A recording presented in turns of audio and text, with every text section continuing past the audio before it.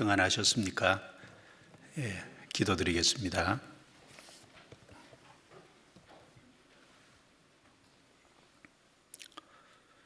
거룩하시고 은혜로우시고 자비로우신 우리 아버지 하나님, 감사합니다. 죄와 허물로 하나님과 원수되었던 저희들, 마땅히 심판과 멸망을 받아야 하지만 주님께서 십자가에 대신 못 박히시고 피를 흘려 우리의 모든 허물과 죄를 깨끗이 도말해 주시고 이제 심판과 형벌 가운데서 구속해 주시고 하나님의 거룩한 자녀로 삼아 주신 은혜를 감사합니다. 또 연약하고 부족하지만 변함없는 주의 사랑으로 붙잡아 주시고 양육해 주시고 인도해 주시고 보호해 주심을 감사합니다. 오늘도 주님의 보혈로 용서받은 귀한 형제 자매들 한자리에 함께 모여 주님의 말씀으로 교제하고 거룩한 교제를 나눌 수 있도록 허락해 주심을 감사합니다.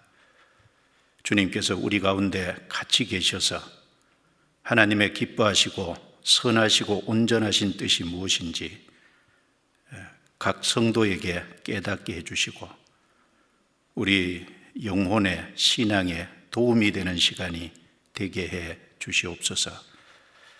우리를 말씀의 행복 위에 굳게 세워주셔서 좌로나 우로나 치우치지 않고 진리 가운데 걸어갈 수 있도록 도와주옵소서. 우리의 삶 속에 주님 보시기에 합당치 못한 허물이나 죄가 있다면 말씀의 빛 앞에 나타내 주시고 주님의 보혈과 말씀과 성령의 새롭게 하심으로 깨끗하게 해 주시옵소서. 또 연약한 지체에 있다면 일으켜 세워 주시고 말씀으로 그 영혼의 힘과 위로가 되게 해 주셔서 주를 위해 살 수 있도록 용기를 주시기를 기도합니다. 이 시간 이 자리에 함께하지 못하고 온라인으로 말씀 앞에 나와 있는 모든 분들도 함께해 주셔서 각 사람에게 필요한 은혜를 채워 주옵소서. 시종을 주께 의지합니다. 우리 신앙에 유익이 되고 힘이 되도록 이끌어 주시옵소서. 우리를 구원해 주신 주 예수님 이름으로 기도드리옵니다. 아멘. 성경 요한복음 14장을 찾겠습니다. 요한복음 14장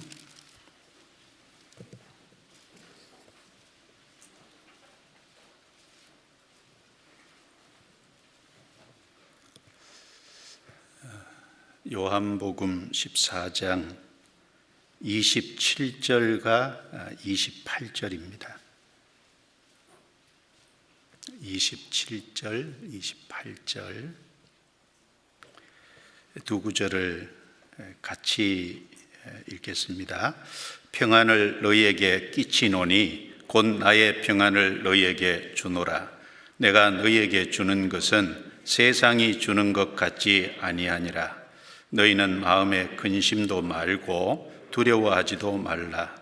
내가 갔다가 너희에게로 온다 하는 말을 너희가 들었나니 나를 사랑하였다면 나의 아버지께로 감을 기뻐하였으리라. 아버지는 나보다 크심이니라. 거기까지입니다. 제목이 잘못 언급됐는데 오늘 제목은 평안, 하나님이 우리에게 주신 선물이라는 제목을 정했습니다. 14장 27절 말씀에 평안을 너희에게 끼치노니 곧 나의 평안을 너희에게 주노라 라고 말씀하셨기 때문에 여기 두 번이나 평안이라는 말씀을 하셨고 곧 나의 평안을 너희에게 주노라, 하나님이 우리에게 주신 선물입니다. 그래서 오늘 평안, 하나님이 우리에게 주신 선물이라는 설교 제목으로 말씀을 상고해 보겠습니다. 본 구절에는 평안이라는 단어가 사용됐고, 요한복음 20장에 보면 예수님께서 부활하신 이후에 제자들에게 나타나셨을 때 너희에게 평강이 있을지어다 라고 3번씩이나 말씀을 하셨는데, 거기 사용된 단어는 평강입니다. 그리고 이 평안, 평강을 보면 영어 번역에 보면 피스라고 해서 평화라는 동일한 단어로 번역을 했습니다. 그래서 평안, 평강, 평화 다 같은 의미입니다. 여기 27절 말씀에 평안을 너희에게 끼치노니, 여기 끼친다라는 단어는 평안을 너희에게 남기노라, 남긴다라는 단어입니다. 즉 유산을 남기듯이 남겨주신다라는 의미입니다. 요한복음 13장부터 요한복음 16장까지는 예수님께서 십자가에 달려 죽으시기 전날 밤에 마가의 다락방 마지막 만찬 석상에서 제자들에게 말씀하신 긴 말씀입니다. 예수님이 죽음을 바로 하루 앞둔 죽음 직전에 하신 말씀입니다. 자, 일반적으로 사람이 죽음을 넘어갈 때, 즉 임종할 때는 사랑하는 사람들에게나 가족들에게 유언을 남기기도 하고 또 유산을 남깁니다.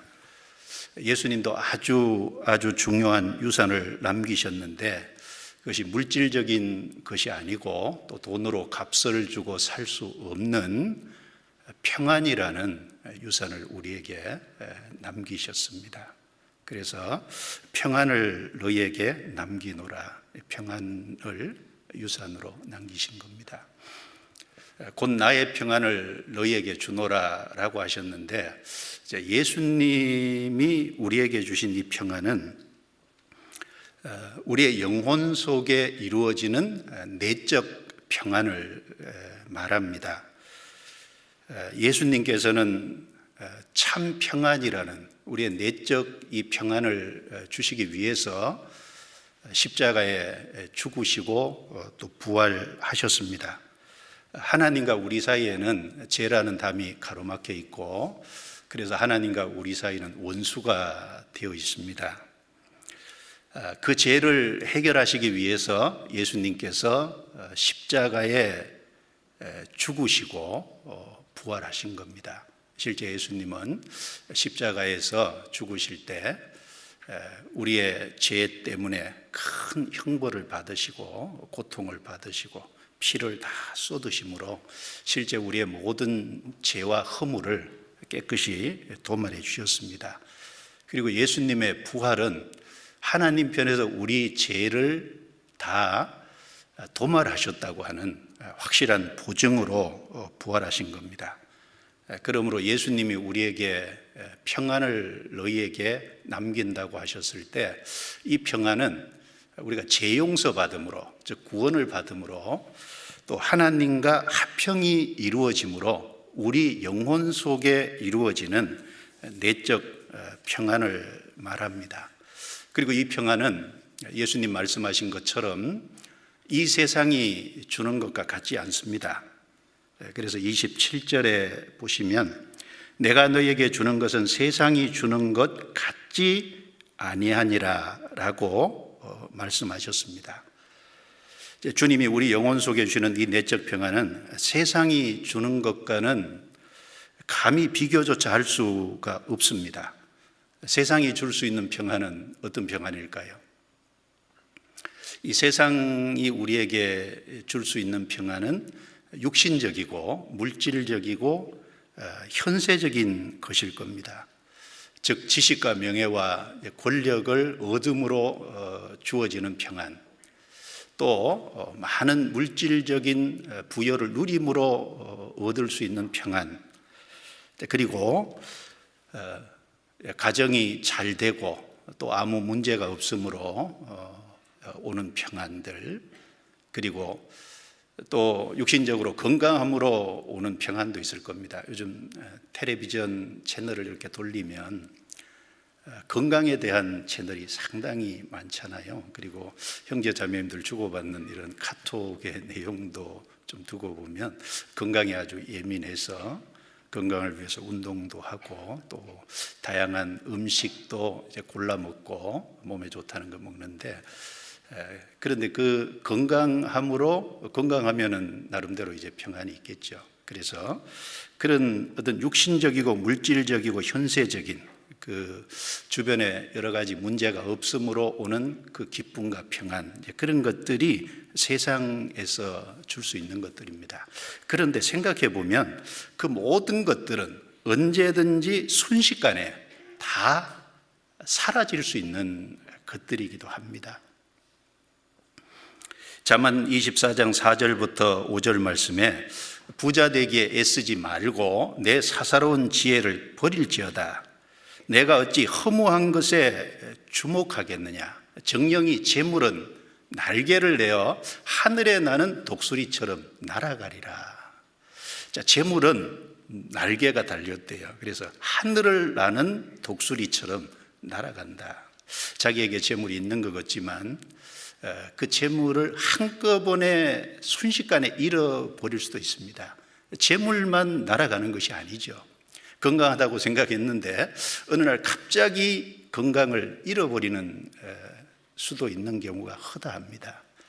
이 세상의 어떤 명예와 권력을 잡았다고 생각했는데 우리 주변에 보면 그 명예와 권력이 하루아침에 무너지는 경우도 우리가 언론을 통해서 얼마든지 목격하지 않습니까? 그리고 어느 날 우리에게는 죽음이 찾아옵니다. 전도서 9장 12절에 대저 사람은 자기의 시기를 알지 못하나니 물고기가 재앙의 그물에 걸리고 새가 올무에 걸린 같이 인생도 재앙의 날이 임하면 호련히 거기 걸리느니라. 인생도 재앙의 날이 호련히 임하면, 호련히 갑자기입니다. 갑자기 거기 걸리느니라. 물고기가 늘 다니던 곳을 다니는데 어부가 쳐놓은 물고기에 덜컥 걸려서 잡히듯이 새가 항상 날아다니는 창공에 어떤 그 사냥꾼이 쳐놓은 올무에 덜컥 걸리듯이 사람이 작은 일은 피하면서 산다고 하죠. 어느 날 죽음이 자기 앞에 호련히 갑자기 찾아오면 거기 덜컥 걸립니다. 그래서 세상의 부귀영화는 다 바람과 같은 것입니다. 어느 날 죽음이 찾아오면 다 헛된 것이고 없어지는 것이고 불완전한 것입니다. 완전한 것이 아니죠. 그런데 예수님이 주시는 이 평안은 세상이 주는 것 같지 않다고 했습니다. 예수님이 주신 이 평안은 우리의 영혼 속에 내적으로 이루어지는 영적인 것이고 영원한 것입니다. 그렇기 때문에 없어지지 않습니다. 없어지지 않는 것이기 때문에 참된 것입니다. 바로 이 평안은 바로 재용서를 받음으로 하나님과 바른 관계를 맺고 하나님과 화평의 관계가 이루어지므로 또 하나님 앞에 구원을 받음으로 얻을 수 있는 평안입니다. 그러나 구원받지 못한 사람, 불신자, 믿지 않는 모든 사람은 하나님 보실 때 진정한 평안이 없습니다. 여기 접고 성경 이사야 48장 22절을 찾겠습니다. 이사야 48장 22절입니다.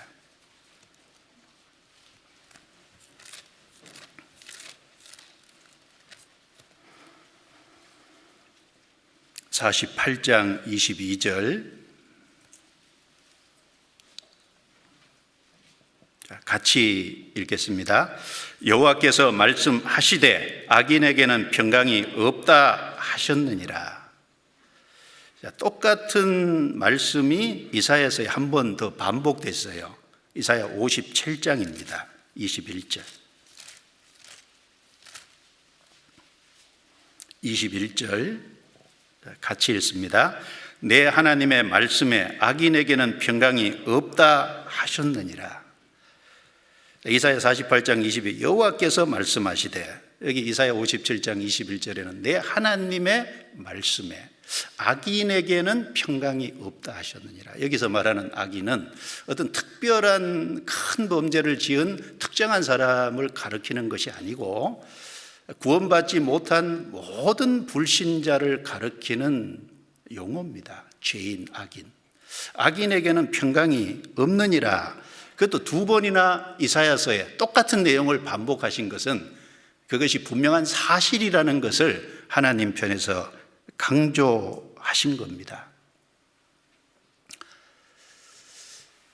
하나님과 불신자 사이에는 죄가 가로막혀 있고 죄로 말미암아 하나님과 원수가 되어 있고, 그래서 어느 날 죽으면 죽음 건너편에 심판이 있고, 심판을 받으면 둘째 사망 불못에 들어가고, 그 불못에 들어가면 영영한 불이라고 한 것처럼 영원히 끝없이 고통을 받게 됩니다. 이제 그런 악인에게 진정한 평안이 있을 수가 없잖아요. 그런 것이 있는데 그것을 알지 못하고 잠깐 육신이 평안하다고 해서 그 평안하다고, 평강하다고, 화평하다고 하는 건 거짓된 평안입니다. 그리고 그것은 자기의 영원한 운명을 알지 못하는 무지에서 오는 헛된 평안일 겁니다. 어떤 사람이요, 다른 사람에게 큰 어떤 죄를 범해서 그 상대편이 그 사람을 죽이려고요 계속 쫓아다닌다고 한번 생각을 해보죠. 그러면 한시라도 평안하겠습니까? 어떻게 평안할 수가 있겠어요? 그 사람에게 진정한 평안이 없습니다. 마찬가지로 하나님 앞에 회개하지 않는, 그래서 참으로 예수 그리스도를 받아들이지 않는, 그래서 구원받지 않는 모든 사람에게 하나님이 그와 같이 진노하십니다. 그런데 거기에 무슨 평안이 있겠습니까?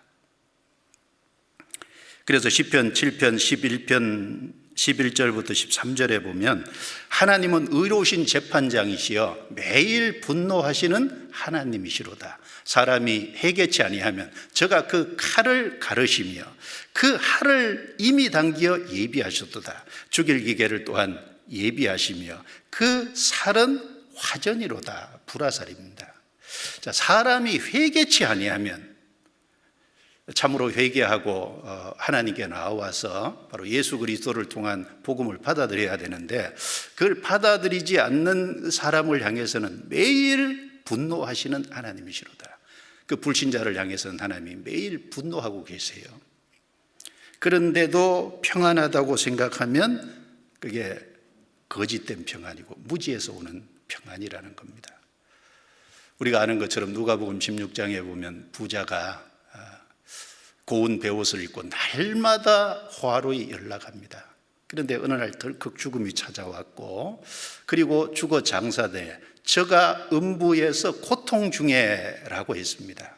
멀리 이제 낙원을 바라보니까 자기 집 앞에 있던 나사로가 아브라함의 품에 있거든요. 아버지 아브라함이여, 저 나사로를 내게 보내사 그 손가락 끝에 물을 찍어 내 혀를 서늘하게 하소서. 내가 이 불꽃 가운데서 고민하나이다. 누가복음 16장 24절 말씀입니다.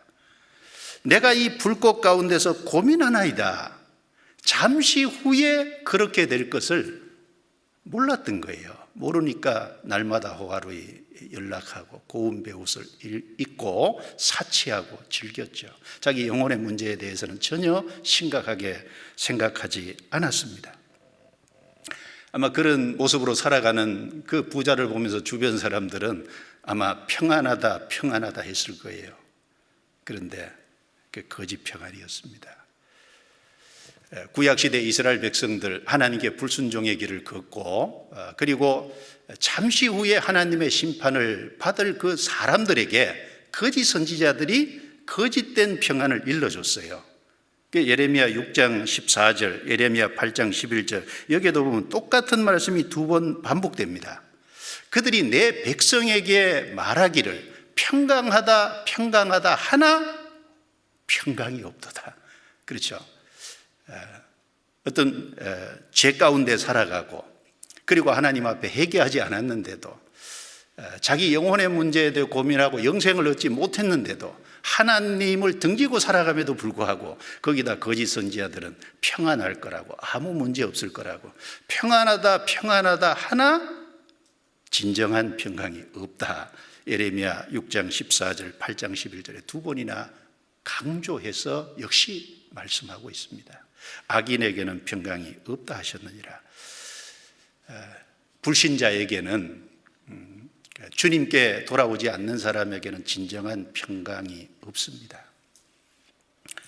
바로 예수님이 평안을 너에게 끼치노니 곧 나의 평안을 너에게 주노라 라고 말씀하신 그 평안은 우리의 영혼 속에 이루어지는 평안입니다. 자, 평안의 근원은 하나님이십니다. 그러므로 하나님과 바른 관계를 맺고 하나님과 화평의 관계가 이루어지고 하나님 앞에 죄를 용서받고 구원을 받아야만 영혼 속에 진정한 평안이 임합니다.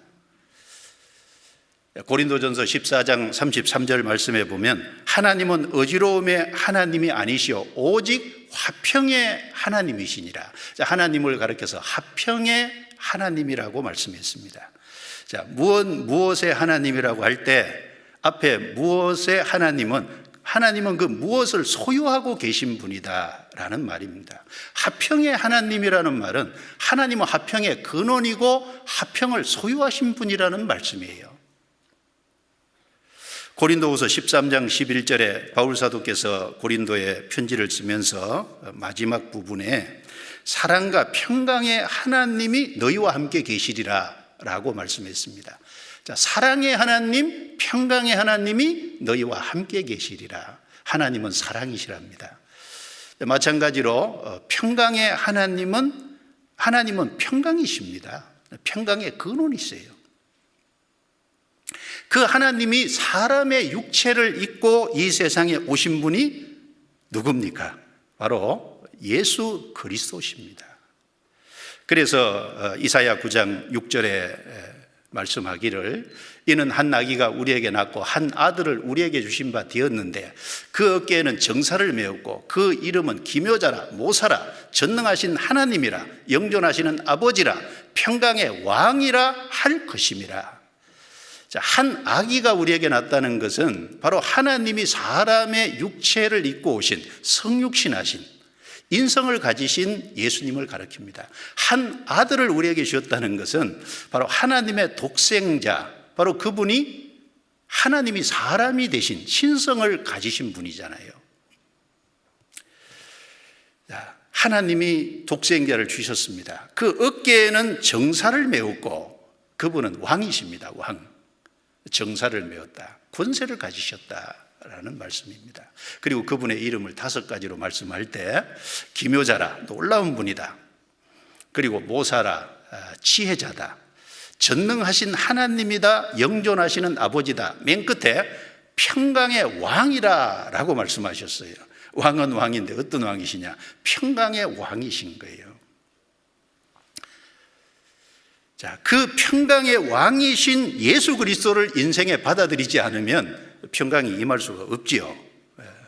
그래서 이사야 히브리서 7장을 보겠습니다. 히브리서 7장. 히브리서 7장.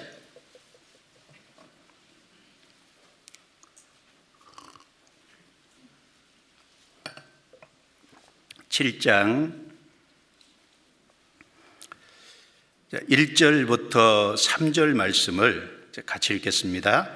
이 멜기세덱은 살렘 왕이요 지극히 높으신 하나님의 제사장이라. 여러 임금을 쳐서 죽이고 돌아오는 아브라함을 만나 복을 빈 자라. 아브라함이 일체 10분의 1을 그에게 나눠주니라. 그 이름을 번역한즉 첫째 의의 왕이요 또 살렘 왕이니 곧 평강의 왕이요 아비도 없고 어미도 없고 족보도 없고 시작한 날도 없고 생명의 끝도 없어 하나님 아들과 방불하여 항상 제사장으로 있느니라. 여기 멜기세덱 제사장 살렘 왕이 나옵니다. 이 창세기 14장 말씀에 보면 조카 롯이 잡혀갔을 때 아브라함은 자기 집에 길리고 연습한 318명을 데리고 단까지 쫓아가서 그 조카 롯과 빼앗기던 모든 물건을 되찾아왔어요. 그 되찾아서 돌아올 때 멜기세덱 제사장이 아브라함 앞에 나타났습니다. 그리고 아브라함에게 복을 빌었어요. 지극히 높으신 하나님이여 아브라함에게 복을 주옵소서라고 하면서 떡과 포도주를 가지고요 축복을 했어요. 그 내용을 여기 언급하는 겁니다.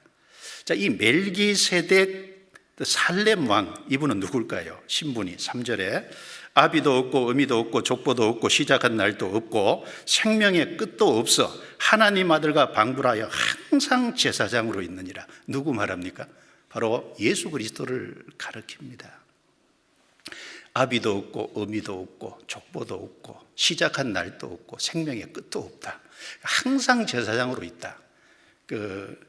히브리서 7장 21절에 보면 예수님을 가리켜서 영원한 제사장이다 라고 말씀했는데 예수님을 가리킵니다. 자, 그 떡과 포도주를 가지고 아브라함을 축복한 것은 훗날 예수님이 이 땅에 육신을 입고 오심으로 말미암아 예수님이 그 살이 찢어질 것, 떡이지 않습니까? 그리고 예수님의 피가 흘려질 것, 그래 십자가의 죽으심으로 모든 인간의 죄를 대신 짊어지고 인간을 대신해서 형벌을 받음으로 피를 쏟음으로 우리의 죄를 해결하시고 구원해 주실 것의 하나의 모형입니다. 그걸 미리 아브라함에게 보여주신 거예요. 그런데 여기 제가 찾은 이유는 2절에 이 멜기세덱을 말씀하면서 그 이름을 번역한 즉 첫째 의의 왕이요 또 살렘 왕이니 곧 평강의 왕이요 라고 말씀했습니다. 여기 멜기세덱이라는 뜻은 의미는 의의 왕이라는 뜻입니다. 그리고 살렘이라는 것은 평강이잖아요. 그 평강의 왕. 그러니까 멜기세덱 왕, 의의 왕. 그 다음에 살렘 왕, 평강의 왕. 그런 의미입니다. 근데 여기 순서를 보면 왜 평강의 왕이요, 의의 왕이요 이렇게 얘기 안 하고 첫째 의의 왕이요, 또 살렘 왕이니 그 후에 살렘 왕이니 곧 평강의 왕이요. 그 다음에 평강을 거론하셨을까요? 이게 순서입니다. 이 순서를 보면 의가 먼저 나오고 그 다음에 평강이 나온다는 거예요. 이걸 보면 의는 평강이 이루어지기 위한 전제 조건이에요. 그리고 평강은 의가 이루어진 결과입니다. 한 사람이 심령 속에 평강이 이루어지기 위해서는 반드시 죄 용서를 받고 의롭게 돼서 의인의 신분을 반드시 얻어야 되는 거예요. 그래야 결과적으로 평강이 임하는 겁니다. 이 순서를 바꿀 수는 없어요. 그래서 첫째 의의 왕이요, 또 살렘 왕이니 곧 평강의 왕이요 이렇게 말씀을 하신 겁니다. 그래서 시편 85편 10절에도 보면 긍휼과 진리가 같이 만나고 의와 합평이 서로 입맞추었으며, 자, 의와 합평이 서로 입맞추었다. 의와 합평은 연결되어 있어요. 의가 이루어져야 화평이 임하는 겁니다. 그리고 이사야 32장 17절 말씀에도 의의 공효는 합평이요 의의 결과는 영원한 평안과 안전이니라 라고 말씀하셨습니다. 거기도 보면 의가 앞에 나오고 의의 공효는 화평이요, 의가 이루어진 그 결과는 화평입니다. 그리고 의의 결과는 영원한 평안과 안전이니라. 의가 먼저 이루어져야 평안이 주어지는 거예요. 안전이 주어집니다. 그래서 이 순서를 성경에 기록할 때 이 성령의 감동으로 기록했을 겁니다. 첫째 의의 왕이요, 또 살렘 왕이니 곧 평강의 왕이요. 그래서 예수님이 십자가에 죽으심으로 우리의 모든 죄값을 지불하셨고, 그래서 우리 죄는 예수님이 가져가셨고, 예수님은 33년의 생애 동안 율법을 다 지키신 은은 우리가 회개하고 믿을 때 우리에게 넘겨주셨잖아요. 그래서 우리가 죄인이었지만 믿음으로 말미암아 의인의 신분을 얻은 거예요. 그 결과로 주어지는 것이 평강입니다. 예수님이 우리 대신 죄를 해결을 하시고 그리고 예수님이 우리를 의인의 신분으로 의롭다고 하지 않으셨으면 우리에게 평강이 임할 수가 없어요. 그래서 죄 용서 받고 의인이 되고 결과적으로 평강이 임합니다. 그래서 우리 속에 평강이 이루어지기 위해서는 반드시 예수 그리스도를 구세주로 받아들여야 돼요. 예수님이 십자가에서 우리 죄를 다 용서해 놓으신 그 완성하신 복음을 회개하고 믿어야만 진정한 평안이 이루어집니다. 그러지 않으면 평안이 이루어질 수가 없어요. 성경 사사기 6장을 찾겠습니다. 사사기 6장.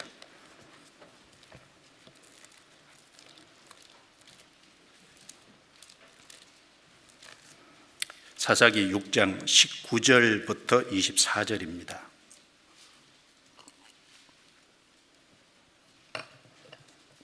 사사기 6장 19절. 제가 읽습니다.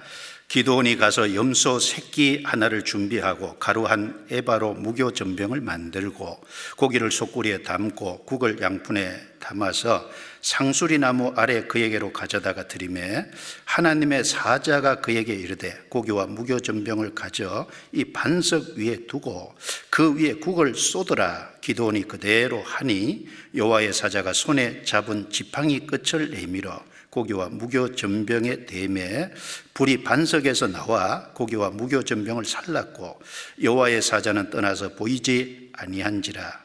기드온이 그가 여호와의 사자인 줄 알고 가로되 슬프도소이다. 주 여호와여, 내가 여호와의 사자를 대면하여 보았나이다.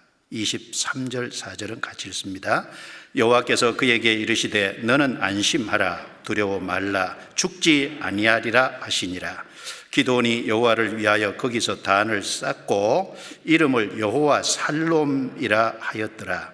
그것이 오늘까지 아비에셀 사람에게 속한 오브라에 있더라. 기드온에게 여호와의 사자가 나타났습니다. 그래서 이 기드온은 그 여호와의 사자를 위해서 염소 새끼 하나를 준비하고 또 무교 전병을 만들어서 드렸어요. 반석 위에 이제 올려놨습니다. 그 여호와의 사자가 이 잡은 지팡이를 가지고 고기와 무교 전병에 대매 불이 이제 반석에서부터 나와서 그 모든 것을 태워버렸어요. 응답해 주신 겁니다. 그리고 그 동시에 여호와의 사자도 그 불과 함께 사라져 버렸어요. 그걸 보면서 이 기드온은 자기가 대면에 본 분이 여호와의 사자인 것을 확실히 알았죠. 너무너무 두려웠어요. 그래서 내가 여호와의 사자를 대면하여 보았나이다. 그때 하나님께서 너는 안심하라. 두려워 말라. 죽지 아니하리라. 그래서 거기서 기드온은 단을 쌓고 그 단의 이름을 여호와 살롬, 즉 여호와는 평강이라 이렇게 이름을 붙였다는 겁니다. 이 모습은 바로 하나님과 우리 사이에 죄가 있는데 바로 기드온이 염소 새끼와 무교 전병을 하나님께 드린 것처럼 그 염소 새끼와 무교 전병은 그리스도의 그림자지 않습니까? 그리고 또 하나 그 반석도 예수 그리스도의 그림자입니다. 바로 예수 그리스도께서 우리를 대신해서 심판을 받고 형벌을 받음으로 우리 죄가 다 용서됨으로 말미암아 이제 우리를 받아주시고 우리에게 평강을 주실 것에 대한 하나의 모형으로 여기 보여주신 겁니다. 바로 평강이 어떻게 임하게 되는지를 우리에게 가르쳐 주시기 위한 하나의 그림자입니다. 그래서 요한복음 14장 27절에 예수님께서 평안을 너희에게 끼치노니 평안을 너희에게 유산으로 남긴다는 겁니다.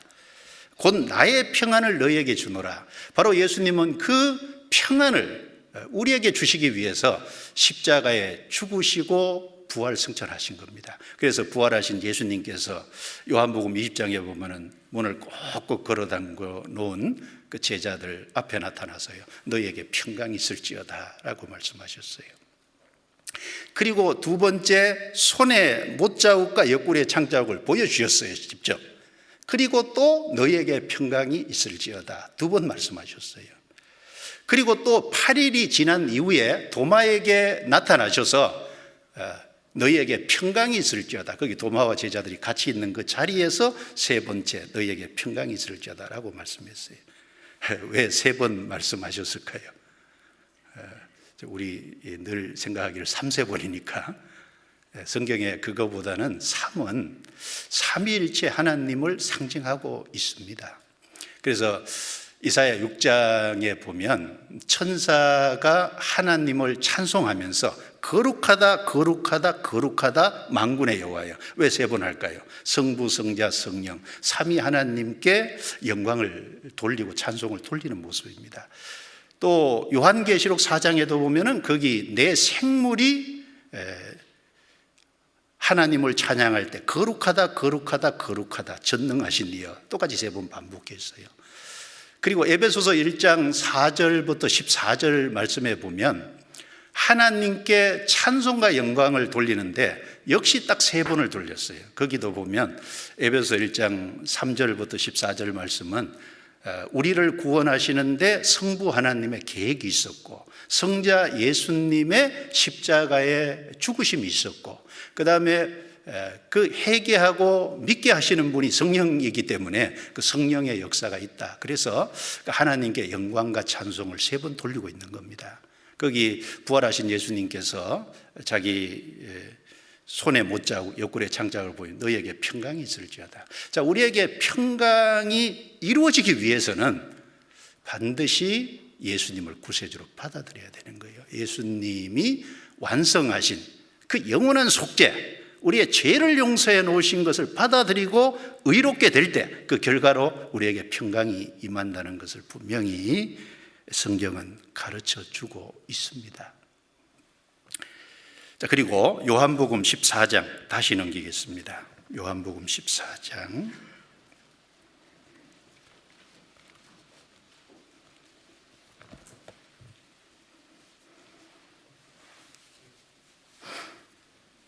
27절.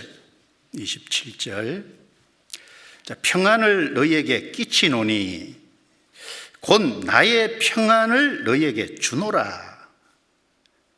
여기 특별히 나의 평안, 예수 그리스도가 가지신 평안을 얘기했어요. 자, 예수님은 이 땅에 육체를 입고 오셔서 33년의 생애를 사셨습니다.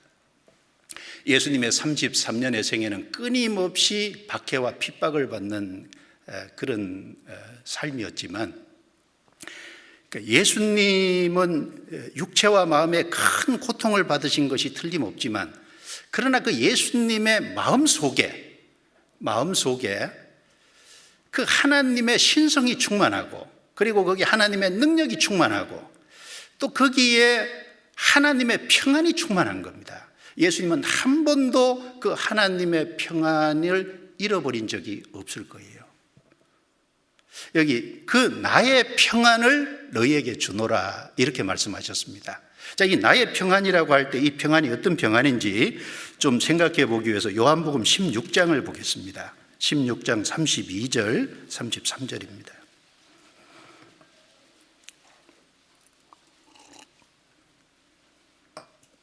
(32절) (33절) 같이 읽겠습니다.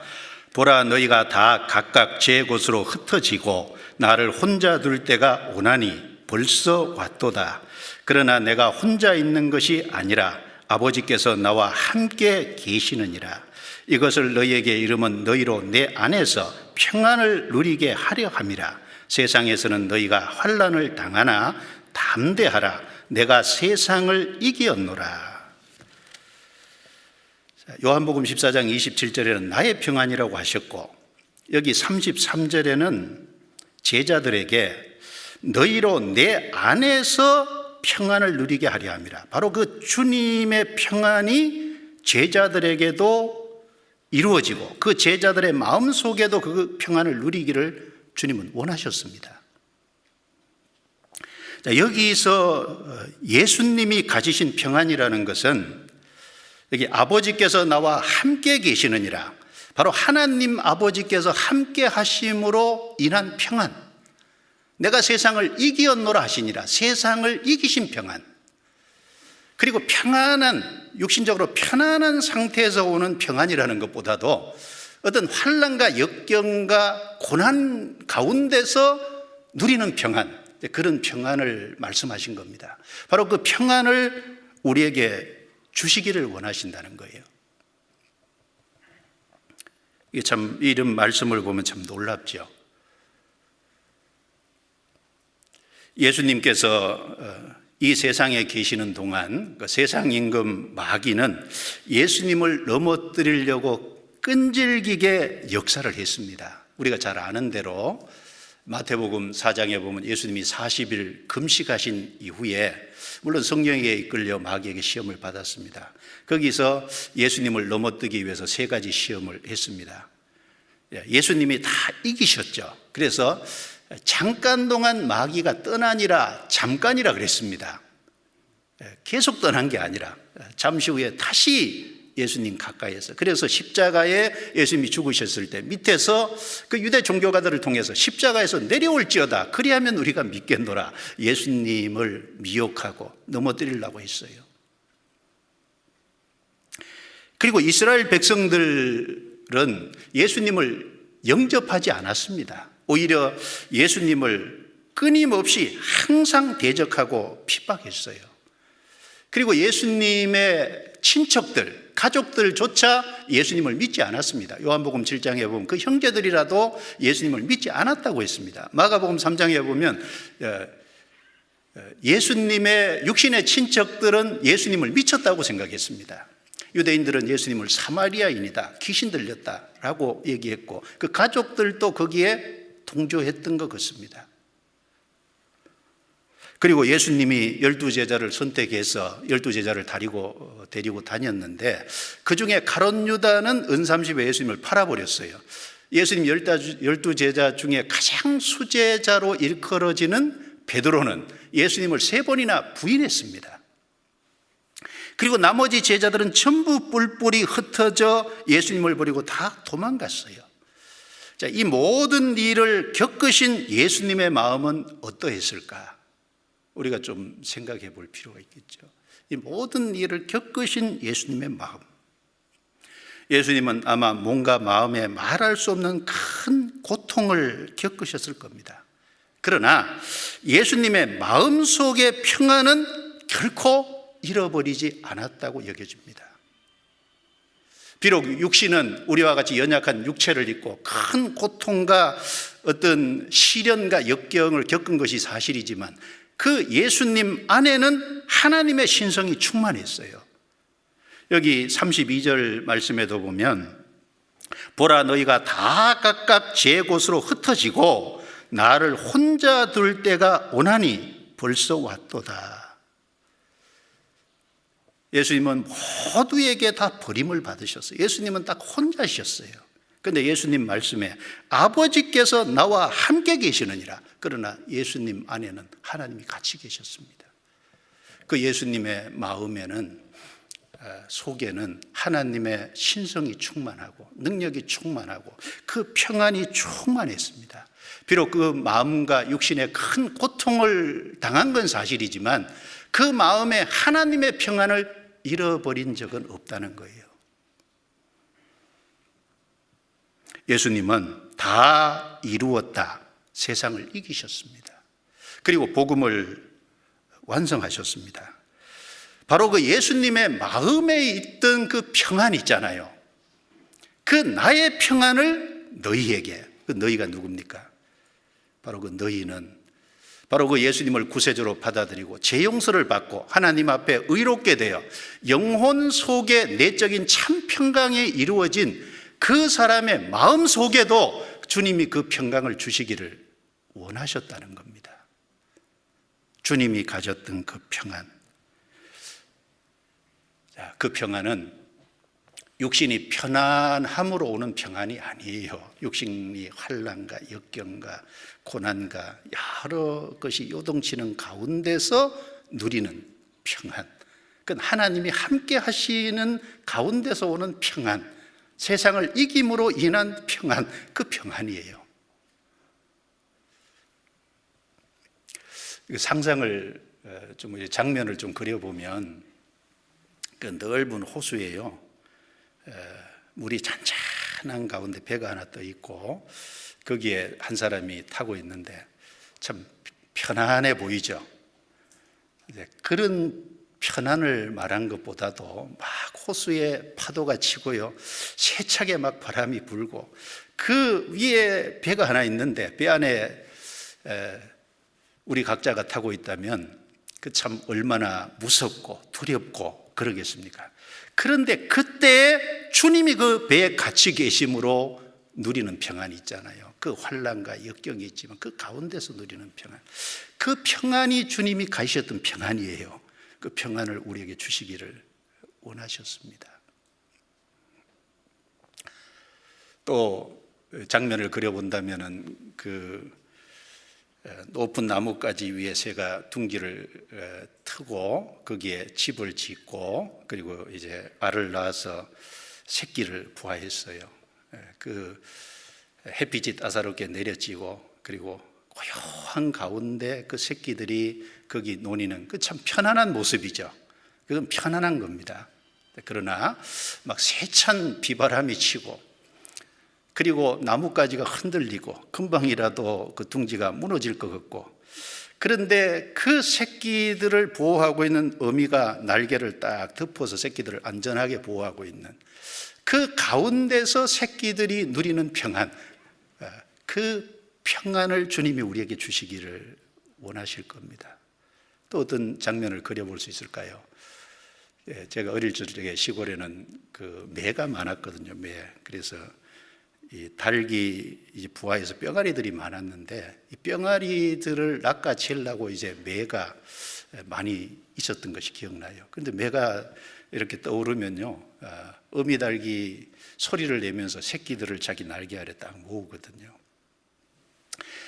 아무 문제 없는 가운데 뿅아리들이 노니는 그 편안한 그런 거 말고 매들이 호시탐탐 뿅아리들을 집어삼키려고 하지만 그러나 어미의 날개의 보호를 받고 있는 그 날개 안에 있는 병아리들이 누리는 평안이 있잖아요.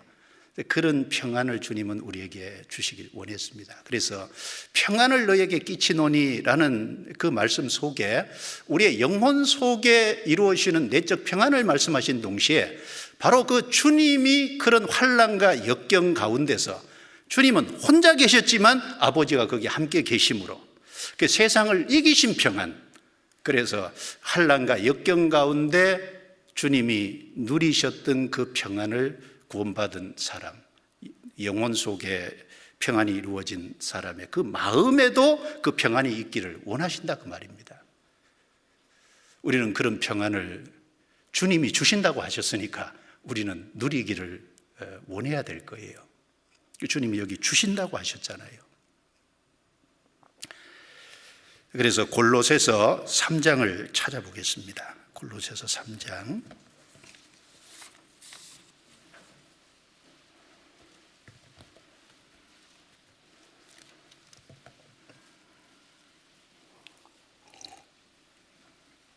골로새서 3장 15절입니다. 15절.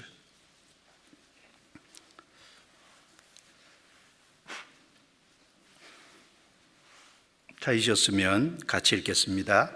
그리스도의 평강이 너희 마음을 주장하게 하라. 평강을 위하여 너희가 한 몸으로 부르심을 받았나니 또한 너희는 감사하는 자가 되라. 여기는 그리스도의 평강이라고 했습니다. 요한복음 14장 27절에는 나의 평안이라고 했고, 요한복음 16장 33절에는 내 안에서 평안을 누리기를 원하신다고 했고, 여기서는 그리스도의 평강입니다. 바로 요한복음 14장 27절에 말한 그 평강이고 요한복음 16장에 말한 그 평강입니다. 그 평강이 너희 마음을 주장하게 하라. 이 주장하게 하라는 말은 주장 못할 수도 있기 때문에 하는 말이지 않습니까? 그리고 이 평안이 영혼 속에 참된 평안이 있지만 그건 누구도 뺏어갈 수 없지만 그러나 마음의 평강은 깨어질 수 있는 거예요. 그래서 그리스도의 평강이 너희 마음을 주장하게 하라 이렇게 말씀하신 겁니다. 그래서 이 신약 성경을 기록할 때요, 바울 사도가 14편의 서신서를 기록을 했는데 그중에 히브리서를 제외한 13편의 서신서의 맨 처음 인사말은 항상 은혜와 평강이 있을지어다 꼭 들어갑니다. 은혜를 입을 때 평강이 이루어지는 거예요. 그 주님의 평강이 있기를 바울은 정말 원했어요. 모든 교회가, 모든 성도들이 그걸 갖기를 원했습니다. 베드로 사도도 베드로 전후서를 기록할 때 보면 바로 그 은혜와 평강이 있기를 원한다는 인사말부터 시작하고 있습니다.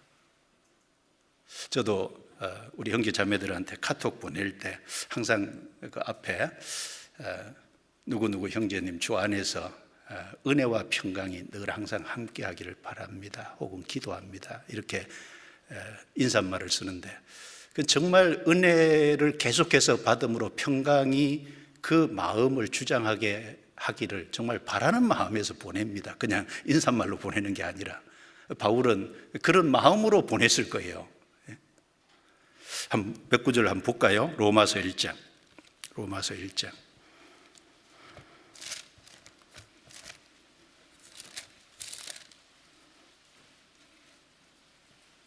로마서 1장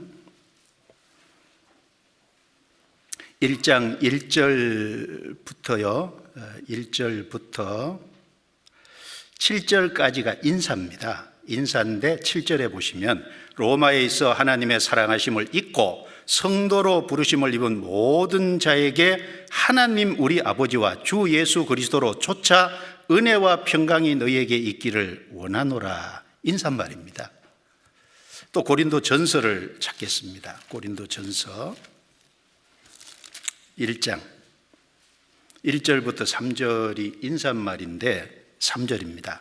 하나님 우리 아버지와 주 예수 그리스도로 조차 은혜와 평강이 있기를 원하노라. 여기도 은혜와 평강이 있기를 원하노라. 그래서 히브리서를 뺀 모든 서신서에 똑같은 인사말을 반복해서 했다니까요.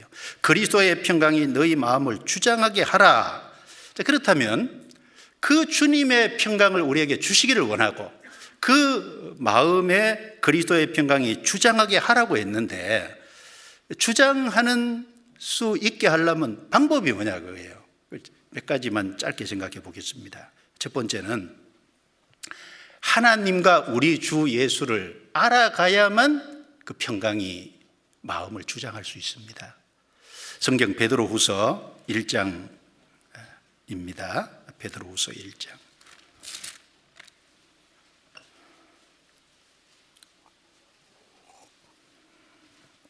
베드로후서 1장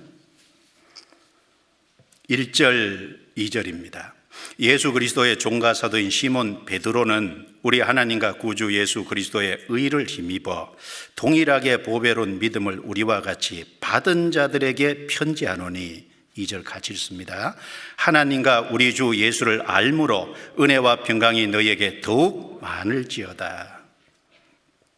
자, 1절은 우리가 받은 믿음에 대한 말씀입니다. 우리는 우리의 무슨 의로, 우리의 수고와 노력으로가 아니라 예수 그리스도의 의를 힘입어 우리는 믿음을 받았어요. 주님이 주신 믿음을 받은 겁니다.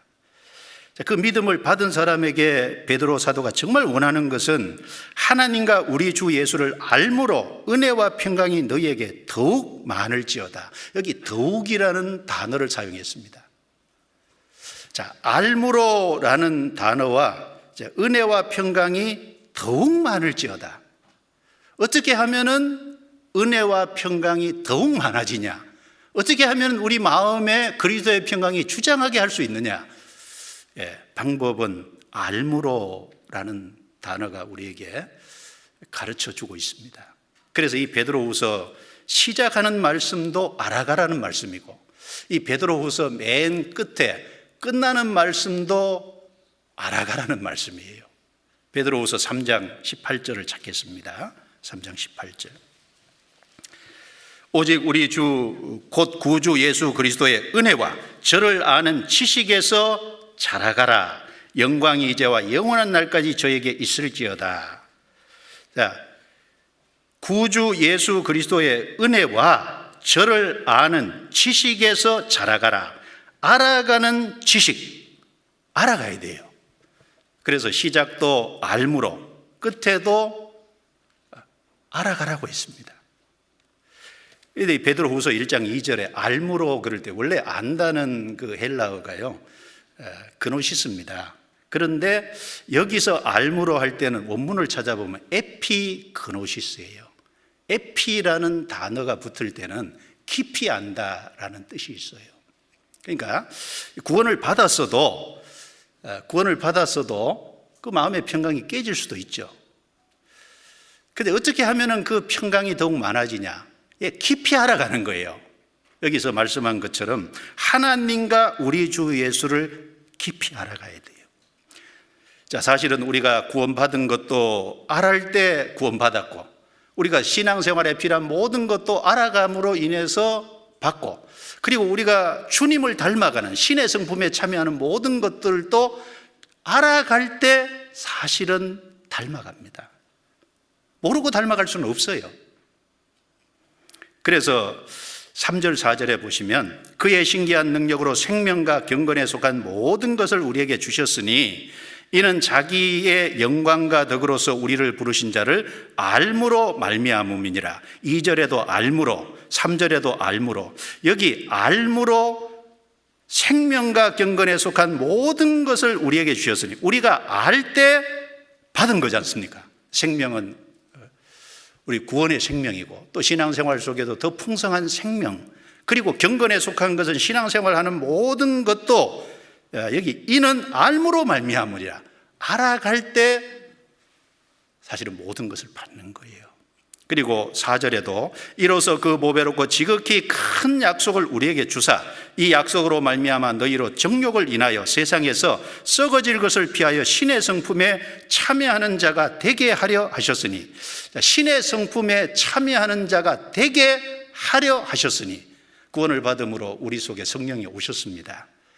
그리고 성령이 오심으로 이제 하나님과 주 예수 그리스도를 더욱 알아가게 만드심으로 신의 성품에 더 참여하고 주님의 형상을 더 닮아가도록 우리를 이끄시는 거예요. 그래서 믿음의 덕을 그 이후에 쭉 보면 덕의 지식을, 지식의 절제를, 절제의 인내를, 인내의 경건을, 경건의 형제 우애를, 형제 우애의 사랑을 공급하라. 믿음으로 시작해서 맨 위는 사랑입니다. 사랑은 율법의 완성, 사랑은 모든 것의 완성이라고 그랬습니다. 우리는 구원받은 믿음으로 시작해서 사랑으로 끝납니다. 그 성품, 신의 성품에 참여하는 것도 알아감으로요, 알아감으로.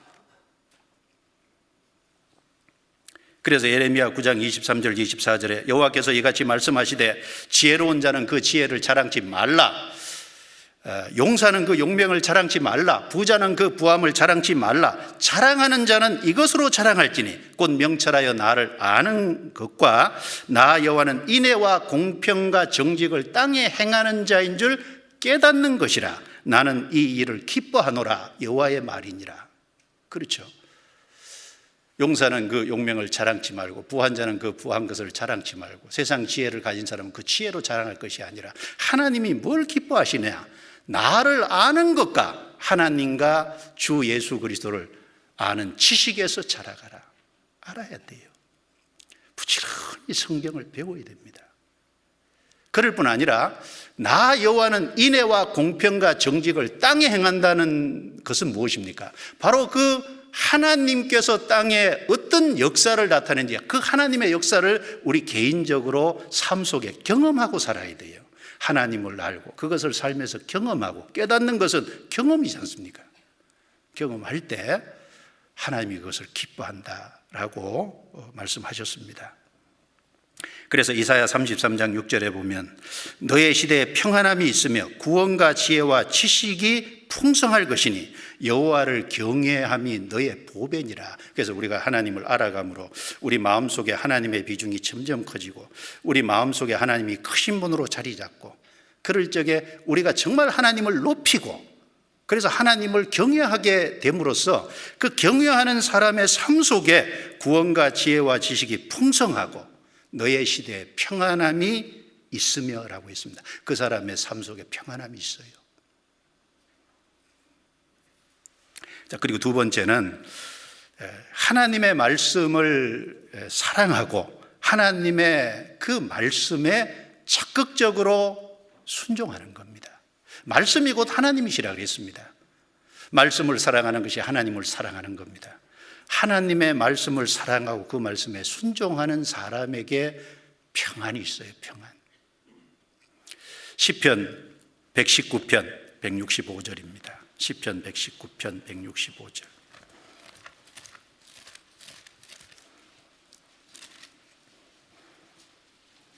(165절입니다)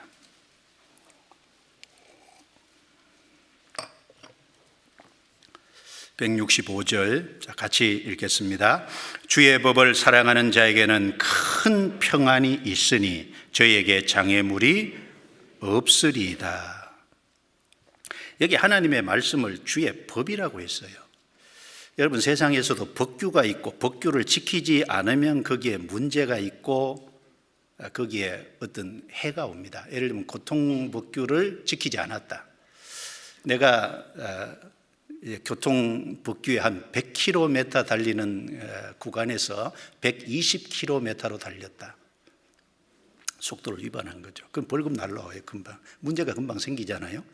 그런 것처럼 주의 법을 사랑한다는 게 뭐예요? 주님의 법을 사랑한다는 것은 말씀이 곧 하나님을 사랑하는 하나님의 입에서 나오는 말씀도 사랑할 거예요. 그걸 귀히 여길 겁니다. 그리고 그 말씀에 적극적으로 순종할 거예요.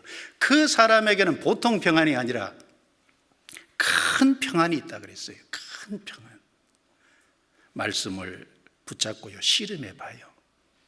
말씀을 붙잡고 내가 이 말씀을 정말 삶 속에 순종하기 위해서 한 말씀이라도 붙잡고 내가 어떻게든지 이걸 이루어야 되는데 그 말씀을 붙잡고 암송하고 묵상하고 내 삶에 그걸 비추어 보고 그리고 그 삶 속에 그 말씀이 적용되도록 씨름을 해봐요.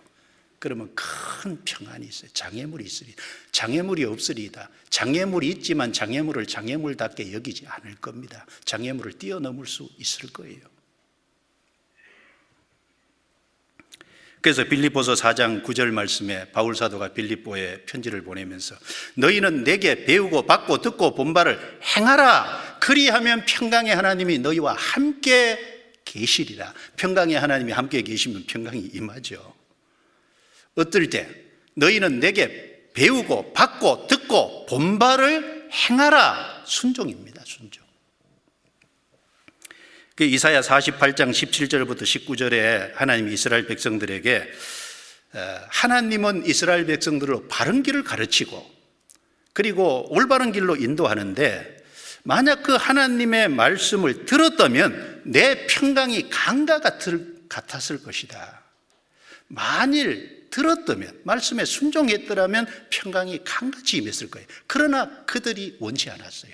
결과가 뭡니까?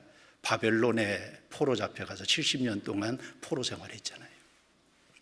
만일 들었다면, 안 들은 것에 대해서 안타까워하시는 내용입니다. 만일 들었다면 내 평강이 강 같았겠고, 강은요 큰 물이 떠내려가잖아요. 흘러가잖아요. 그런 것처럼 우리 마음속에 그 성령이 함께 하심으로 말미암아, 말씀이 함께 함으로 말미암아 그 큰 강물이 내려가듯이 우리 마음속에 큰 평안이 임할 것을 말씀한 겁니다. 에스더가 죽으면 죽으리다 라고 죽음을 각오하고 나갔을 때 그 환경이 딱 열리잖아요.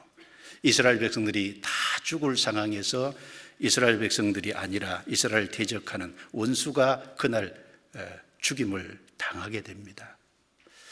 순종했을 때 하나님은 평강을 주시고 길을 열어주십니다. 그리고 세 번째는 심지가 견고한 믿음을 가질 때, 심지가 견고한 믿음. 이사야 26장을 찾겠습니다. 이사야 26장.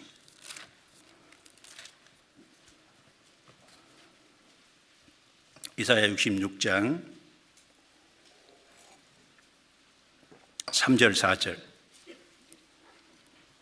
같이 읽습니다. 주께서 심지가 견고한 자를 평강의 평강으로 지키시리니 이는 그가 주를 의뢰함이니이다. 너희는 여호와를 영원히 의뢰하라. 주 여호와는 영원한 반석이시미로다. 하나님은 영원한 반석이에요. 마치 큰 산에 큰 바위가 움직이지 않고 딱 버티고 선 것처럼 하나님은 큰 반석이고 영원한 반석입니다. 영원한 반석은 만세 반석. 그러니까 오고 가는 모든 세대에 하나님은 언제나 반석이십니다. 그 반석 되신 하나님을 향해서 심지가 견고한 자를, 심지가 견고하다는 게 그 반석 되신 하나님을 견고히 의뢰한다는 걸 말하는 겁니다. 견고히 의뢰하는 그 사람은 평강의 평강으로 지키신다고 약속하셨어요. 그 사람 마음속에는 평강이 있게 해주실 겁니다. 그런데 이 믿음은 하루아침에, 우리가 구원받는 믿음은 단번에 받는 거지만 그 주님을 의뢰하는 견고한 믿음은 사실은 신앙이 경륜이 이제 연수가 다 가면서 점점 더 완전해질 거예요. 너희 믿음이 더욱 자라고 데살로니가후서 1장 3절에 말했습니다. 예를 들어서 아브라함 같은 경우를 봐도 아브라함은 갈대아 우르에서 부름을 받고 나왔습니다. 하란을 거쳐서 가나안 땅까지 갔는데 그 하란을 나올 때 나이가 75세였어요. 하나님이 아브라함에게 자식을 주겠다고 약속했습니다. 근데 그 처음 하나님이 그 약속을 하실 때 창세기 15장에 보면 하나님, 내가 이제 나이가 있으니까 이 다메섹 집에서 길리는 사람이 있거든요. 이 사람이 내 상속자가 될 겁니다. 하나님, 길리는 자가 아니라 내게서 날짜가 내 후사가 될 거다. 그래서 바깥으로 데리고 나가서 하늘의 별을 가르쳐 주면서 내 후손이 이와 같으리라 라고 약속해 주셨습니다. 아브라함이 그걸 믿으니까 하나님은 아브라함의 믿음을 의롭다고 인정해 주셨어요. 자, 그런데 그런 믿음을 가졌지만 아브라함이 마음이 좀 흔들렸죠. 나중에 시간이 오래 지나도 하나님이 후사를 안 주시니까 그 아내 사라의 몸종 하갈을 취해서 이스마엘을 낳았어요. 흔들린 거죠. 하나님의 약속을 안 믿은 건 아니지만 마음이 흔들린 겁니다. 그리고 더 시간이 지나가서 아브라함의 99세 때 하나님이 다시 나타나셨어요. 창세기 17장에 보면 아브라함을 아브라함이라고 이름을 고쳐주시면서, 그리고 사레를 사라라고 이름을 고쳐주시면서 아브라함에게 자식이 있을 것이다 라고 약속해 주니까 창세기 17장에 보면 아브라함이 엎드려 웃었다고 했어요. 사라도 웃었지만 아브라함도 웃었어요. 하나님을 완전히 불신한 건 아니고, 내가 나이가 99세인데 어떻게 자식을 낳냐, 그게 도저히 안 믿어졌을 거예요. 그런데 아브라함이요, 100세가 딱 되니까 믿음이 딱 완성이 됐어요. 그래서 로마서 4장 19절부터 21절에 보면 그가 100세나 되어 자기 몸에 죽은 것 같은가, 사라의 태에 죽은 것 같음을 알고도 믿음이 약하여지지 아니하고 믿음이 없어 하나님의 약속을 의심치 않고 믿음이 견고하여져서 하나님께 영광을 돌리며 약속하신 그것을 능히 이루실 줄을 확신하였으니, 그 말씀에 보면 100세나 돼요. 100세가 됐을 때 완전해진 거예요. 점점 믿음이 견고해져서 온전케 된 겁니다. 그 100세가 됐을 때 아브라함의 믿음은요, 믿음이 약하여지지 않았다고, 믿음이 없어서 하나님의 약속을 의심치 않았다고, 오히려 믿음이 견고해져서 완성된 거예요. 견고해져서 하나님께 영광을 약속하신 그것을 능히 이루실 줄을 확신했다고. 아브라함의 그 하나님이 자식을 주겠다는 그 약속을 온전히 믿은 게 100세일 때, 100세 때 하나님은 그때 자식을 주셨어요. 그때까지 하나님이 훈련시킨 겁니다. 그래서 심지가 견고한 믿음을 갖기를 하나님께 사모해야 될 거예요. 그러면 마음의 그리스도의 평강이 주장이 할 수 있습니다. 다윗 같은 경우도요, 사울에게 계속 쫓겨다녔잖아요. 그런데 사무엘에게 기름 부음을 받았으니까 다윗은 왕이 될 것을 확신하고 있었습니다. 그 시편 57편에 보면 사울이 3,000명의 군사를 풀어서요, 포위망을 점점 좁혀오잖아요. 조금 있으면 붙잡혀요. 근데 조금 있으면 붙잡힐 그 상황에서 다윗이 굴에 있으면서 시편 57편에 기록한 시인데, 시편 57편 2절에 보면 하나님이 나를 위하여 모든 것을 이루시는 분이로다. 하나님을 믿었어요. 그 7절에 보면은 하나님이여 내 마음이 확정되었고 내 마음이 확정되었사오니 내가 노래하고 내가 찬송하리로다. 그래서 오히려 찬양, 그 포위망을 좁히고 잠시 후에 잡힐 사람이 그 가운데서 노래하고 찬송했어요. 마음이 확정되었고 마음이 확정되었고. 하나님이 자기에게 기름을 부었으면 틀림없이 자기가 왕이 될 거고, 그 이스라엘 통일왕국을 이룰 거고, 그리고 그 이스라엘에 하나님의 영광이 나타나므로 그 영광이 이방인에게 전해짐으로 하나님이 온 세계에 영광스럽게 될 것을 다윗은 믿은 겁니다. 심지가 견고한 믿음을 가졌어요. 우리도 그런 믿음을 달라고 하나님께 기도해야 되겠죠. 그리고 네 번째는 모든 일에 기도와 간구로 감사함으로 하나님께 아뢰일 때 우리 마음의 평강이 지켜져요. 성경 빌립보서 4장 찾겠습니다. 빌립보서 4장 6절 7절. 빌립보서 4장 6절 7절.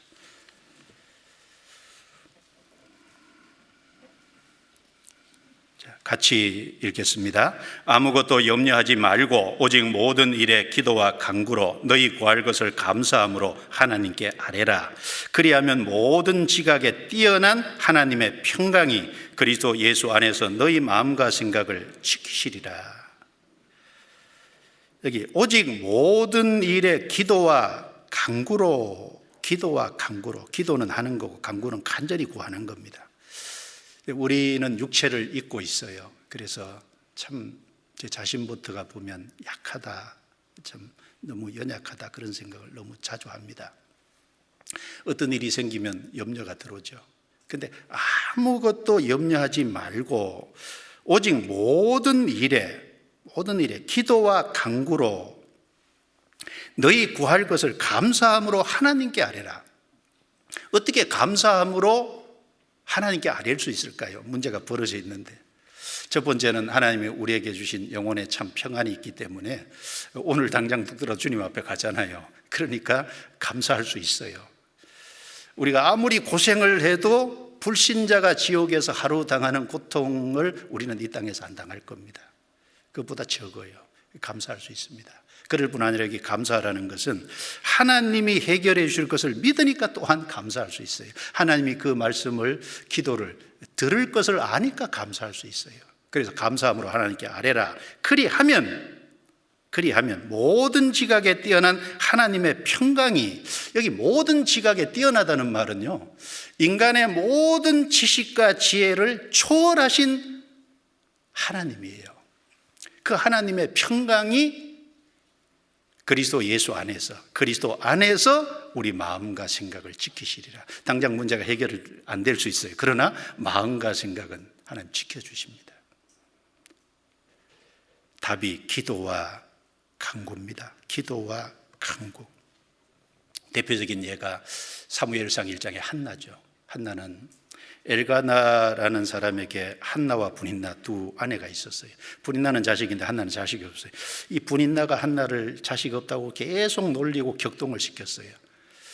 그 분인나가 대적했다는 거 봐서 이 분인나 배후에는 사탄이 있었던 것 같아요. 일부러 이제 계속 문제를 일으키는 겁니다. 그래서 너무너무 마음이 괴로우니까 음식을 먹지 않고요, 실로에 올라가서 하나님께 자기 마음을, 진정을 토했잖아요. 그래서 마음의 고통과 아픔을요 오랫동안 기도했다 그랬어요. 거기 보면 오랫동안, 짧게 기도한 게 아닙니다. 우리가 어떤 문제가 있을 때 그 문제를 주님께 기도할 때요, 얼른 기도해서 그 문제가 해결이 안 돼요. 마음의 평강이 없습니다. 기도할 때 오랜 시간 기도하면서 씨름해야 돼요. 하나님이 마음과 생각을 붙잡아 주세요. 그럴 때가 있죠. 그래서 오래 기도했어요. 근데 그걸 엘리 제사장이 딱 봤는데 오해했어요. 술 취했다고 오해했습니다. 아니, 언제까지 취해 있겠느냐, 포도주를 끊으라. 한나가 얘기하기를, 아닙니다. 내 진정을 하나님 앞에 둬. 나는 너무 고통스러운 게 많아서 하나님 앞에 그걸 아뢰고 있는 겁니다. 그 엘리가 그 한나의 모습을 보면서 하나님이 너의 기도와 간구를 허락하시기를 원하노라. 그래서 이 한나가 그 얘기를 듣고, 종이 주에게 은혜를 입기를 원하나이다 하고 가서 먹고 얼굴에 다시는 수색이 없으니라. 오래 기도하고 응답을 받은 결과 마음의 평강이 이루어진 거예요. 그래서 이 간구와 기도는 마음의 평강을 주십니다. 자, 그리고 다섯 번째, 화평에 힘쓰므로, 화평에 힘쓰므로 시편 37편을 찾겠습니다. 시편 37편. 시편 37편 37절. 자, 같이 읽겠습니다. 완전한 사람을 살피고 정직한 자를 볼지어다. 화평한 자의 결국은 평안이로다. 화평한 자의 결국은 평안이라고 말씀하셨습니다. 다윗은 사울에게 오랫동안 쫓겨다녔지만 그러나 그 사울을 선으로 악을 이겼어요.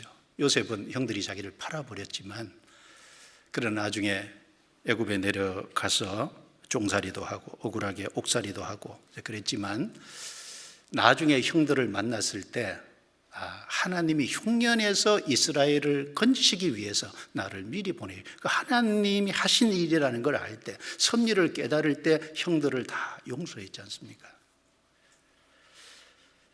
그래서 화평한 자의 결국은 평안이니라. 화평한 자의 결국은 평안이니라.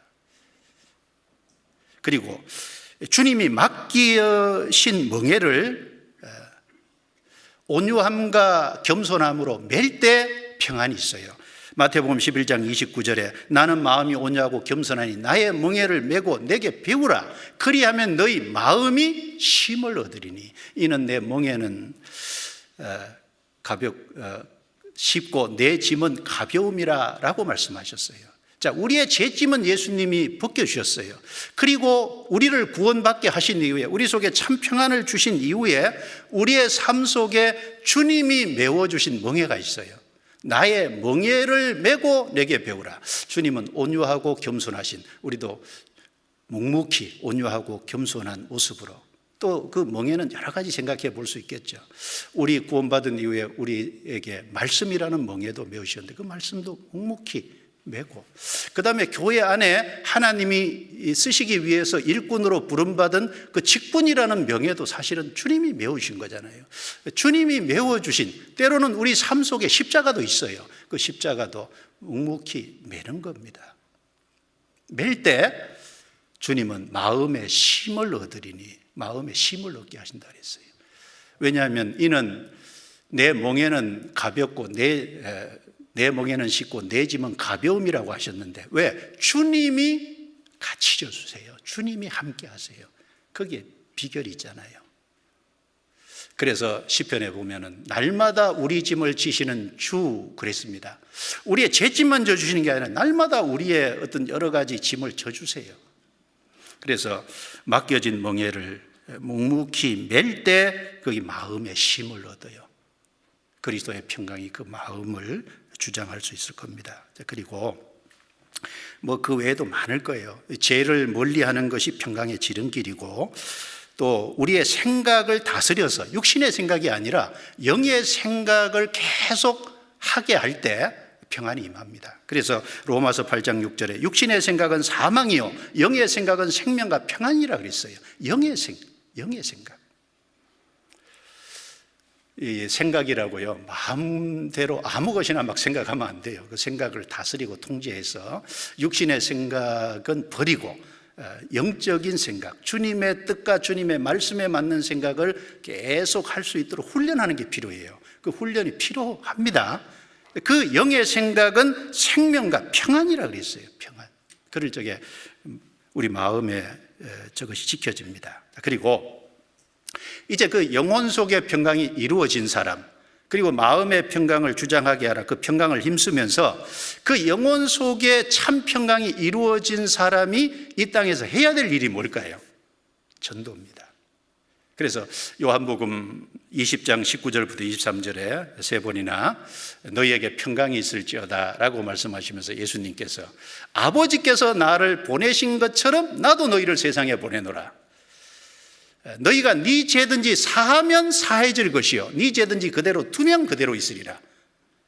우리가 뭐 사했노라 그게 아니고 주님이 완성하신 복음을 전해서 깨닫게 하면 사해지잖아요. 그래서 그 영혼의 참 평안이 이루어진, 참으로 그 평안을 선물로 받은 사람, 현재도 마음의 평안을 주님께서 다스리고 지켜주시는 그 평안 가운데 살아가는 사람들이 해야 될 일은 복음 전하는 겁니다.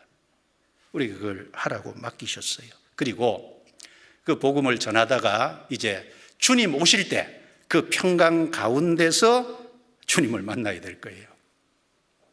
그래서 베드로후서 3장 14절에요. 그러므로 사랑하는 자들아 너희가 이것을 바라보라니 점도 없고 흠도 없이 평강 가운데서 나타나기를 힘쓰라. 주님이 재림하실 때, 그 주님 앞에 나타날 때 평강 가운데서 나타나기를 힘쓰라. 영혼의 참 평안은, 내적 평안은 그거는 깨지지 않는 거예요. 그러나 마음의 평강은 깨질 수 있어요. 그렇기 때문에 평강 가운데서 나타나기를 힘쓰라는 건 평강이 깨어진 상태에서 만날 수도 있기 때문에 하는 일입니다. 신앙이 무너진 상태에서 주님을 만날 수도 있어요. 그래서 평강의 일을 힘쓰다가 평강 가운데서 주님을 만나야 됩니다. 그러면 우리는 영원한 평안의 세계에 이제 비로소 들어가는 겁니다. 그래서 이사야 32장 17절에 의의 공효는 화평이요 의의 결과는 영원한 평안과 안전이니라. 우리가 주님으로부터 제사함 받고 의롭다함을 받은 그 최종적인 결과는 영원한 평안과 안전이니라. 영원한 평안과 안전이 있는 곳이 영원한 천국이지 않습니까? 이 땅에는 영원한 평안과 안전 없어요. 이사야 57장 1절부터 2절에요. 의인이 죽을지라도 마음에 두는 자가 없고 자비한 자들이 치하여 감을 입을지라도 그 의인은 화액전에 치하여 감을 입은 것인 줄로 깨닫는 자가 없도다. 그는 평안에 들어갔나니 무릇 정로로 행하는 자는 자기들의 침상에서 편히 쉬느니라 라고 말씀했습니다. 자, 그는 평안에 들어갔나니 누가요? 의인, 자비한 자들, 정로로 행하는 자들, 그 사람들은 자기들의 침상에서 편히 쉬느니라.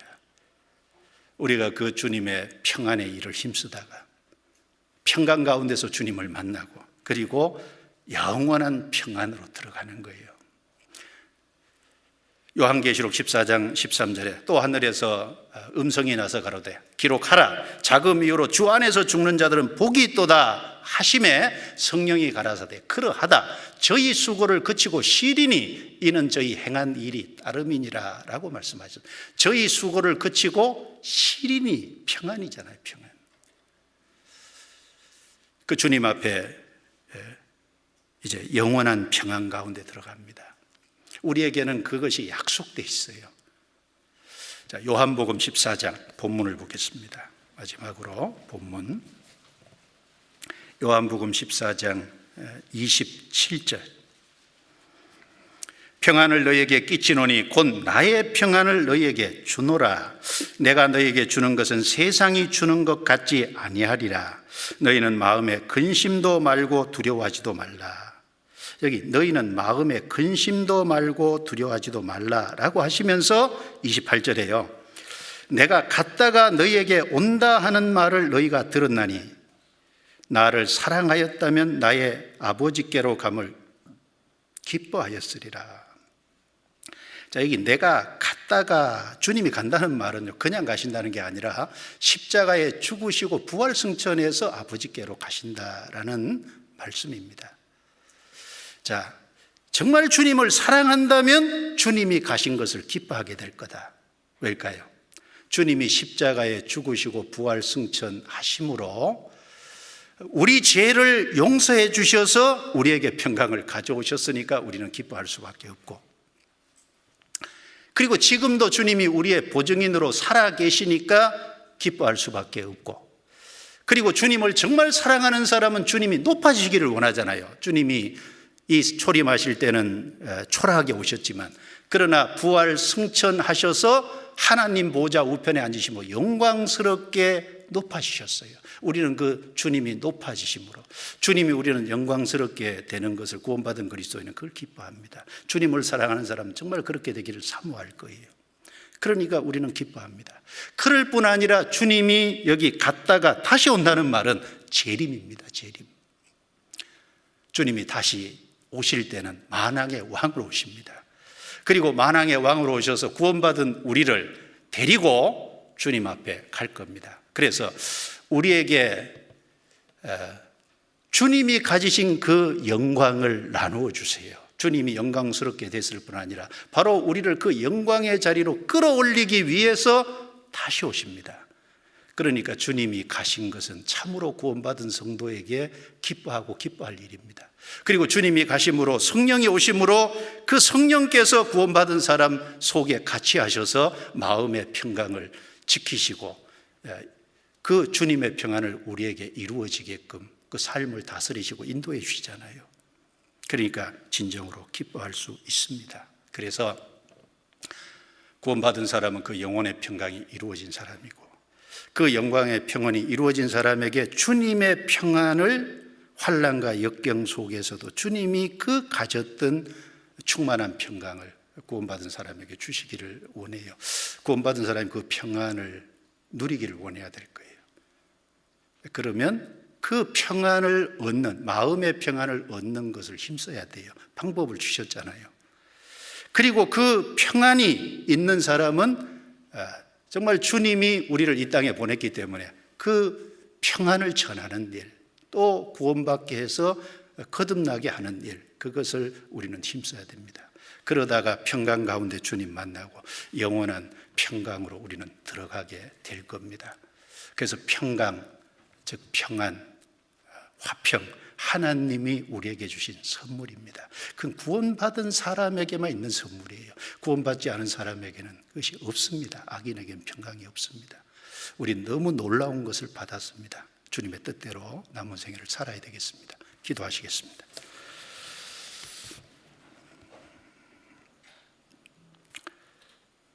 거룩하시고 은혜로우시고 자비로우신 우리 주님 감사합니다. 주님이 십자가에 못 박히시고 또 고통과 피 흘림을 통해서 우리의 모든 죄를 씻어주시고 우리를 의롭다 하심으로 우리에게 참 평안을 주시고 또 우리의 몇십 년 삶 속에서도 함께 하셔서 주님의 평안을 우리에게 주시고 주님의 역사에 참여하게 해주신 것 감사합니다. 그 일에 우리 모두를 귀하게 사용해 주시고 그 평강을 전하는 그 일을 힘쓰다가 평강 가운데서 주님 만나고 영원한 평강에 들어가도록 우리 각 사람을 이끌어 주옵소서. 비록 코로나19 시대고 어려움이 많지만 한 사람도 신앙이 실족하는 사람이 없게 해주시고 또 어려운 가운데서도 복음은 계속해서 매이지 않고 전해질 수 있도록 도와주옵소서. 주께 의지합니다. 우리를 구원해 주신 주 예수님 이름으로 기도드리옵니다. 아멘.